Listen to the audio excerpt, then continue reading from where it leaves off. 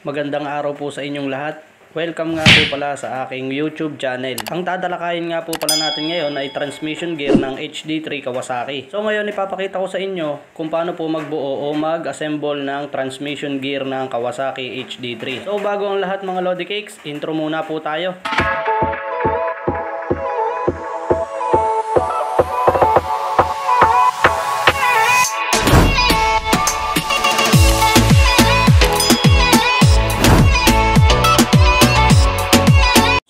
Mag-assemble tayo ng mga gear o transmission gear ng Kawasaki HD3. So unahin po natin dito yung malalaking gear. So dito po tayo sa main shop. Hindi naman po tayo maliligaw dito kasi kukunti lang po naman ang washer nito.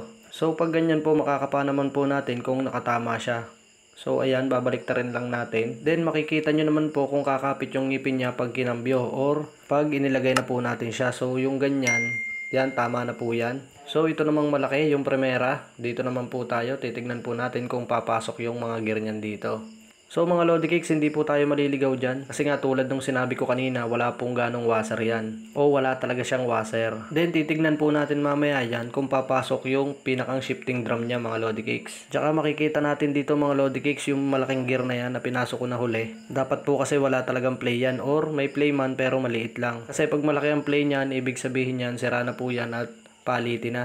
Ang nagiging epekto niyan mga Lodi Cakes pag sira na at umaalog na ay hindi pumapasok ng ayos yung kambyo or nag-half shifting. So dito naman tayo sa main shop. Ito po ay ang kabitan ng clutch housing mga Lodi Cakes. So ganyan din po ang gagawin natin tulad kanina. Kakapain po natin kung papasok ng maayos yung mga gear niya. Makikita nyo naman po mga Lodi Cakes kung papasok ng maayos yung pinakang gear niyan dyan sa shifting na yan. O dyan sa main shifting, hindi naman po kayo magkakamali dyan kasi nga po yung isa po dyan ay may gear na maliliit na hindi naman natatanggal kasi nga may lock siya ng circlip mga Lodi Cakes. So kahit malaglag yan, ibig sabihin konti lang yung maaalis dyan o matatanggal na gear kasi nga may lock yan. So pag nabuo na natin yan at paglalapitin na natin, titingnan na natin kung okay ba yung magiging magkakaulam niya. Tapos ito naman mga Lodi Cakes ay ito yung spring ng kicker tsaka yung pinakang kinakabatin ng kicker niya. Hindi rin kayo maliligaw dyan kasi nga may turn yan mga Lodi Cakes. Hindi na kayo maliligaw. So ito naman yung lock. Pag nga pala kinasana natin sa crankcase yan at nakatama, hindi na po bibitaw yan. Then ito naman yung shifting drum. Yan pong piyesang yan ang nagpapalit-palit ng kambyo para makapasok ang Primera hanggang kwarta natin mga Lodi Cakes. Tapos itatry na natin isalpak ng isang buo para makita natin kung okay ba o nakatama ba yung mga gear natin mga Lodi Cakes. Ganito nga pala ang pagsasalpak niyan mga Lods.